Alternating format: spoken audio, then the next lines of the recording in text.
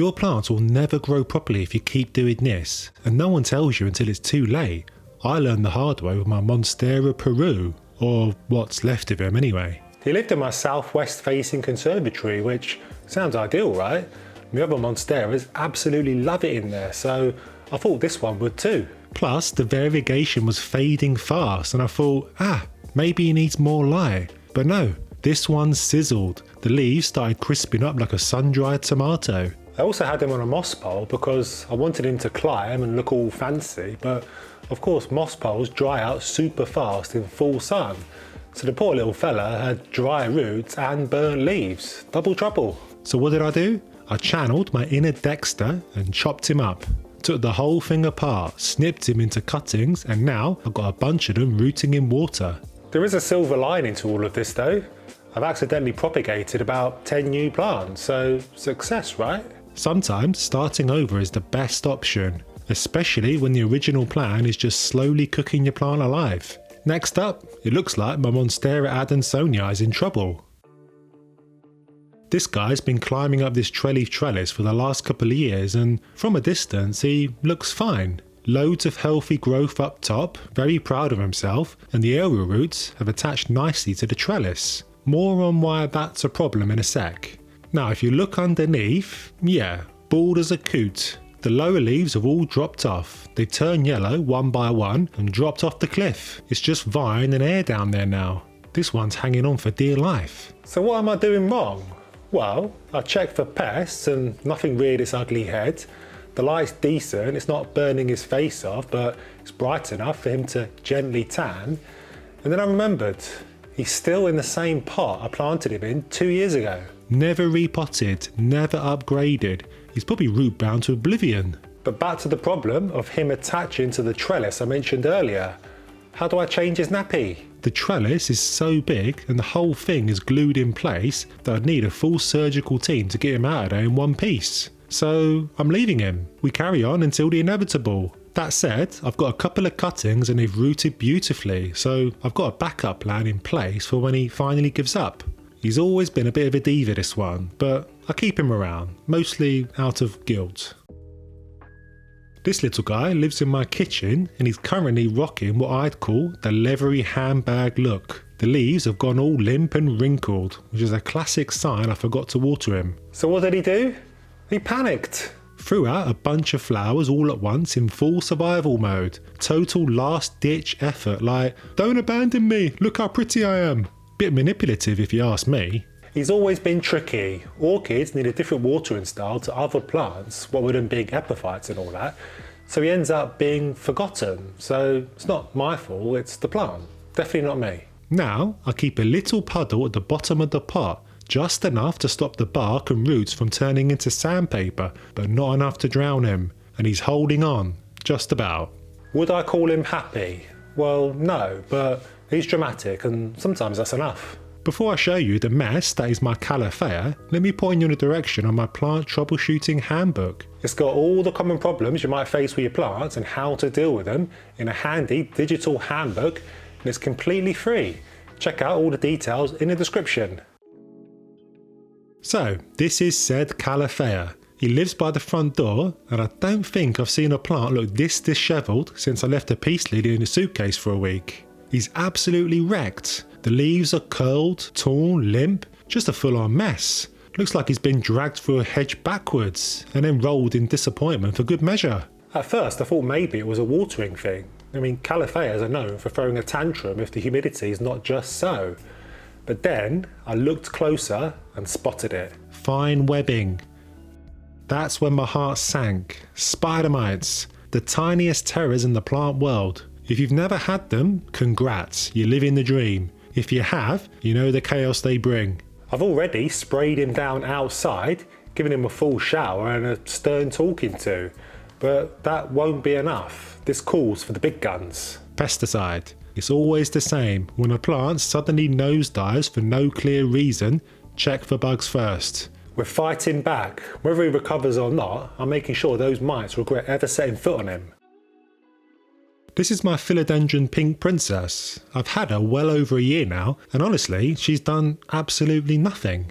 Hardly any new growth, no bounce in the leaves, nothing. Just sitting there looking a bit sorry for herself. A couple of leaves have even dropped off, which breaks my heart. And the rest look limp, like she's trying to give up slowly so I won't notice. Now she's in a bright spot in my conservatory where plenty of other plants are thriving, so it's not the light.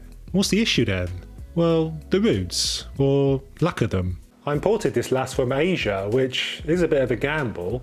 The roots were already questionable when she arrived. They were flimsy, tangled, a bit black, and a few of them were stripped off, which is pretty standard for imports to be fair, but I hope she'd pull through. She's in a clear pot, so I can keep an eye on her, and I'm seeing not much. If I gently pull her out, there's barely anything going on. Classic early stage root rot. So we're going in. I'm trimming back what little's left and repotting into fresh soil. Fingers crossed she stops sulking. She's beautiful, sure, but beauty doesn't get you far when you've got no roots to stand on.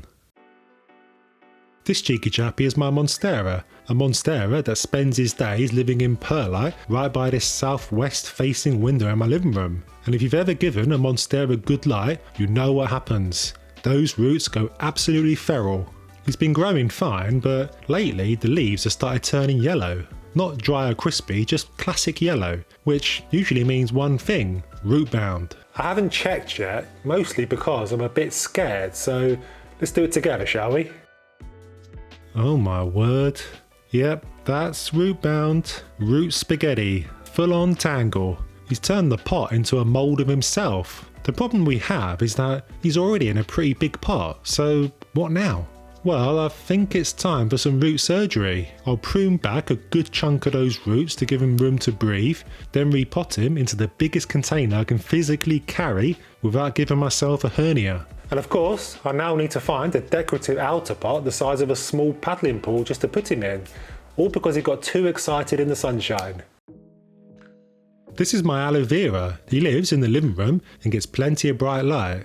Probably too much if I'm honest, especially when paired with my deep-rooted fear of overwatering. And that's the problem. Like many of you, I've been traumatised by the "you'll kill your aloe if you water it twice" advice. So I left him, and left him, and left him some more. Now look at the leaves, completely shriveled, dried up. It looks like he's been clinging to life in the middle of the Mojave. It turns out bright light, heat, and total neglect is not a great combo. Who knew? I've finally given him a proper drink, practicing what I preach and drenching the root ball fully, and while that will help him from here on out, those shriveled leaves aren't coming back. What's dead is dead. The good news is that there's some nice top growth. Little green spears pushing through, like he's trying again. So he might forgive me. Eventually. Maybe. This brew is my Caliphata Medallion, and something's not quite right. A few of his leaves have started fading. They're not crispy or scorched, just going a bit yellow and tired looking. It is subtle, but you know when something's off. He's not root bound because I checked and there's plenty of space in the pot and the roots do look fine. And my watering is bang on too, I think. Caliphatas hate drying out and I've never let him get to that point. So what's wrong? Well, until recently he was tucked in underneath this Monstera Thai constellation. This looked rather spiffing, but it was a bit of a gloomy corner for Mr. Medallion. Probably not enough light. Well, that's my current theory anyway. Caliphatas don't want blazing sun, but they do need a decent bit of brightness to keep those big, beautiful pattern leaves going. I've now moved him to the other side of the room where it's a bit brighter, and now I'm just watching and waiting. Hopefully the move gives him a second wind. If not, we'll deal with whatever comes next. This is my peace lily, and she's constantly droopy. Doesn't matter what I do. Water, don't water, move her around. She always looks like she's halfway through a fainting spell. And look at the leaves. Brown, crisp and curling. There are so many dead bits on this plant, I could mulch them and start a compost pile. This isn't just a watering issue. It's a classic case of right pot, wrong plant. Or maybe that's just wrong plant. She lives in a naked root pot, which, if you've not come across them before, are basically pots with huge open slats down the sides. The idea is to expose the root system to air, encouraging strong, healthy growth and faster drying. They're brilliant for plants like aroids that like to dry out in between watering, but a peace lily, not so much. These divas want consistently moist soil, not a Mediterranean drought cycle. These pots rely on a drying out period to do their job properly. So pairing them with a moisture-loving prima donna like this is just asking for drama. I'll be rehoming her into something more traditional, a good old plastic pot of the classic variety. It's boring, I know, but sometimes boring is exactly what a plant like this needs. This is my Filerendum Billeti, and until recently it was an absolute tangled mess. The leaves were facing in every direction like he was trying to greet every single window in the house. That's because he was living in a spot where the light came in from all angles. No clear source. He didn't know whether he was coming or going. I've moved him now, tucked right at the back of the room, and I've shoved a trellis up his bum to give him some direction in life. But he's still looking leggy. I hate it when a plant develops these long gaps between the leaves. The whole thing just looks really awkward. So, there's only one thing for it, to chop him up. Don't panic, it's not a tragedy, it's a glow up. I'm taking lots of cuttings, and instead of one confused plant, I've now got a whole bunch of them rooting. Sometimes the only way to fix a leggy, lost plant is to give it a fresh start. And this time, I'm keeping him facing in one direction. Not the band, the light.